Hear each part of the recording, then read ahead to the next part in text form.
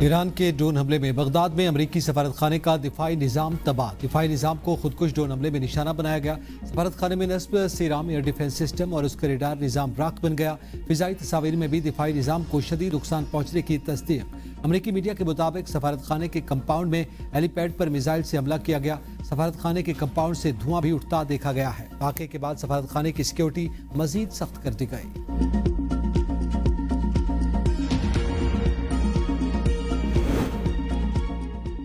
امریکہ کی ایران کے جزیرہ خارق پر شدید بمباری، ٹرمپ کا تمام فوجی اہداف تباہ کرنے کا دعویٰ۔ کہا سینٹ کام نے مشرق وسطی کی تاریخ کے سب سے طاقتور حملے کیے، جزیرے پر تیل کے بنیادی ڈھانچے کو نقصان نہیں پہنچایا۔ ایران نے آبدہ ہرمز سے بحری جہازوں کی آزادانہ نقل و حرکت میں مداخلت برقرار رکھی تو میں فیصلے پر نظر ثانی کروں گا۔ ایرانی قیادت ہتھیار ڈال کر جو رہ گیا ہے اسے بچا لیں، جو کچھ زیادہ نہیں۔ امریکی بحریہ جلد آبدہ ہرمز سے گزرنے والے آئل ٹینکرز کی حفاظت فراہم کرنا شروع کر دے گی۔ ایران میں امریکہ اور اسرائیل کے مقاصد مختلف ہو سکتے ہیں، جب تک ضرورت ہوئی جنگ جاری رہے گی۔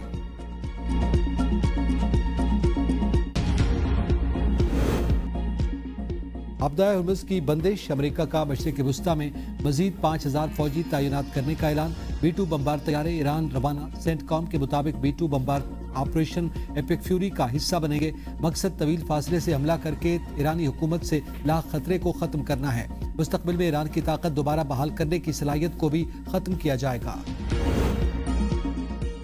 ایران کے اسرائیل پر تگڑے وار، 46ویں لہر میں تل ابیب کے 7 مقامات اور مقبوضہ علاقوں کو نشانہ بنایا۔ کئی شہر دھماکوں سے گونج اٹھے۔ آئرن ڈوم ایرانی میزائل روکنے میں ناکام۔ پاسداران انقلاب کا توانائی انفراسٹرکچر پر حملے پر سخت رد عمل کا اعلان۔ کہا تیل تنصیبات پر حملہ ہوا تو امریکہ سے منسلک توانائی تنصیبات نشانہ بنے گی۔ ایران کا بحرین میں امریکی بیس کو نشانہ بنانے کا دعویٰ۔ امریکی اخبار وال اسٹریٹ جرنل کے مطابق سعودی عرب کے پرنس سلطانیہ بیس پر ایرانی حملوں میں 5 طیاروں کو نقصان پہنچا۔ امریکہ نے عراق میں گرنے والے طیارے میں اپنے 6 فوجیوں کی ہلاکت کی تصدیق کر دی۔ قطر کا عوامی تحفظ کے لیے کچھ عارضی علاقوں کو عارضی طور پر خالی کرنے کا اعلان۔ متحدہ عرب امارات میں سوشل میڈیا پر گمراہ کن معلومات پھیلانے پر 45 افراد گرفتار۔ امریکہ اور اسرائیل کی ایران پر بمباری، شیراز میں زوردار دھماکے، متعدد فضائی حملوں کی اطلاعات، مختلف علاقوں میں مسلسل دھماکوں کی آوازیں سنی گئی۔ ایرانی فوجی تنصیبات کو نشانہ بنائے جانے کی اطلاعات۔ خاتم الانبیاء ہیڈ کوارٹر کے مطابق مسلح MQM-9 ڈرون صوبہ فارس کے علاقے فیروز آباد میں مار گرا دیا۔ ایک اور ڈرون کو فضائی دفاعی نظام سے تبریز کی فضائی حدود میں مار گرایا۔ دشمن کے مار گرائے گئے ڈرونز کی تعداد 111 تک پہنچ گئی۔ شہید ایرانیوں کی تعداد 1348 ہو گئی، 17,000 سے زائد زخمی۔ افغان دہشت گردوں کے ناپاک ارادے خاک، سیکیورٹی فورسز نے ڈرون حملے ناکام بنا دیے۔ ISPR کے مطابق 13 مارچ کو افغان طالبان نے پاکستان پر ڈرون حملے کیے، ڈرونز کو ہدف تک پہنچنے سے پہلے مار گرایا۔ ملبے سے کوئٹہ میں 2 بچے زخمی ہوئے، جبکہ کوہاٹ اور راولپنڈی میں ایک شخص زخمی ہوا۔ ISPR نے حملے کو عوام میں خوف پھیلانے کی افغان طالبان کی ناپاک کوشش قرار دیا۔ کہا عوام اور مسلح افواج افغانستان پر قابض کرائے کے دہشت گرد ملیشیا کی حقیقت جانتے ہیں۔ افغان سرزمین سے دہشت گردوں کے خاتمے تک آپریشن غضب للحق جاری رہے گا۔ ISPR کے مطابق افغان سرزمین سے دہشت گردی ناقابل برداشت اور ناقابل قبول ہے۔ افواج دہشت گردی اور اس کی تمام شکلوں کے خلاف ثابت قدمی سے لڑتی رہیں گی۔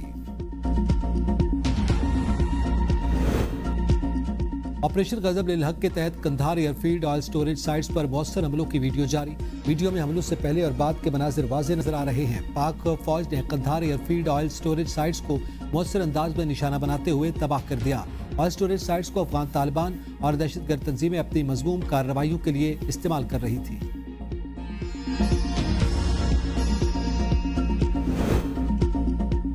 ورلڈ کپ کے حوالے سے ہم بہت پر امید تھے، ٹیم کو کم سے کم سیمی فائنل میں جانا چاہیے تھا۔ ٹیم کی سلیکشن میں سب نے مل کر فیصلے کیے تھے۔ قومی سلیکشن کمیٹی کی لاہور میں پریس کانفرنس، عاقب جاوید نے کہا کہ پاکستان کرکٹ ٹیم کسی کی ضد نہیں، پلینگ 11 سلیکشن کمیٹی کے ساتھ مل کر ہوتی تھی۔ ہم نے پروفیشنل کوچ لانا تھا، ٹیم بنانے کے لیے آزادی ملنی چاہیے۔ ہمیشہ کوچ کو ساتھ بٹھاتے ہیں تاکہ مشاورت شامل ہو۔ ٹیم کی کارکردگی کے حوالے سے میڈیا اور سابق کھلاڑیوں کی جانب سے بہت باتیں کی گئیں۔ کوچ کے ساتھ مشاورت کر کے مستقبل کے فیصلے ہوں گے۔ مقصد بہترین ٹیم کی سلیکشن ہے۔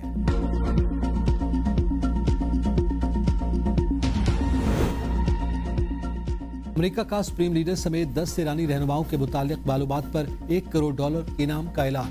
مشتبہ خامنہئی، ایرانی وزیر انٹیلیجنس اسماعیل خطیب، نائب chief of staff Ali Asghar Hejazi, major general Yahya Rahim Safavi, brigadier general Sikandar Momeni اور secretary supreme council Ali Larijani شامل۔ अमरीकी महकमा खारजा ने इल्ज़ाम आयद किया कि ये अफराद पासदारान इनकलाब के मुख्तलिफ अनासर को कमांड और हिदायत देते हैं जो दुनिया भर में दहशत गर्दाना कार्रवाइयाँ और मनसूबाबंदी करती है। मालूमात फराहम करने वाले अफराद को अमरीका में मुंतकिल करने का लालच भी दे दिया गया। नए ईरानी सुप्रीम लीडर मुश्तबा खामनेई अमरीकी कार्रवाई में जख्मी हैं। अमरीकी नायब सदर जेडी वेंस का दावा। अमरीकी वजीर जंग पेट हेग्सेथ ने कहा था कि मुश्तबा खामनेई का चेहरा मुतासिर हुआ, इसलिए वो मंजर आम पर नहीं आए। ईरानी अहदेदार का कहना है कि मुश्तबा खामनेई मामूली जख्मी हुए थे मगर वो फराइज अंजाम दे रहे हैं।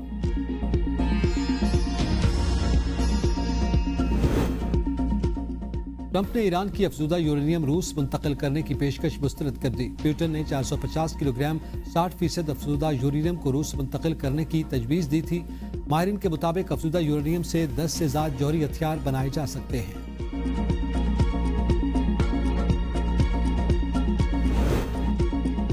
ट्रंप के पास खलीज फारिस में जंग खत्म करने की वाज़ेह हिकमत अमली नहीं। जर्मन चांसलर ईरान में जंग के मामले पर अमरीकी सदर के खिलाफ बोल पड़े। कहा ईरान जंग ने जर्मनी की तवानाई की कीमतों पर शदीद असर डाला। ट्रंप के मुशीर का सदर को फतह का ऐलान करके ईरान से निकल जाने का मशवरा। साबिक अमरीकी सफीर अली टैब जामिर कहते हैं कि ट्रंप मुमकिन तौर पर 2 हफ्तों में ईरान जंग खत्म कर सकते हैं। ईरानी हुकूमत के खिलाफ बगावत या फिर अहदाफ पूरे होने का कहकर जंग खत्म की जा सकती है। आपदा हॉर्मुज़ की बंदिश से रूसी तेल की मांग बढ़ गई। रूस को दुनिया को तेल की फरोख्त यौमिया 15 करोड़ डॉलर हो गई। सिर्फ चीन और भारत को बेचे तेल पर टैक्स की मद में 2 अरब डॉलर कमा लिए। रूसी तेल पर पाबंदियों में नरमी पर यूरोपीय रहनुमाओं की अमरीका पर कड़ी तनकीद। कहा इकदाम से रूस को जंग के लिए मजीद माली वसाइल मिल सकते हैं। अमरीकी वज़ीर ख़ारिजा अब्बास इराक़ची कहते हैं कि 2 हफ्तों की जंग के बाद अमरीका दुनिया से रूसी तेल खरीदने की भीख मांग रहा है। अमरीका ने कई माह तक भारत को रूस से तेल न खरीदने पर मजबूर किया। यूरोप को खामख्याली थी रूस के खिलाफ अमरीकी हिमायत मिल जाएगी।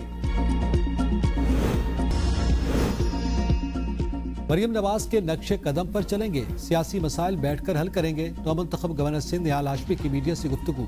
कहा हम शरारत और महाज आराई की सियासत की बजाय मोहम्मद अली जिन्ना के उसूलों पर मबनी सियासत को फिरोग देना चाहते हैं। मुत्तहिदा कौमी मूवमेंट के रहनुमा और कारकुन भी पाकिस्तानी हैं। माजी की तरह आइंदा भी इख्तिलाफात को अफहाम व तफहीम से हल किया जाएगा।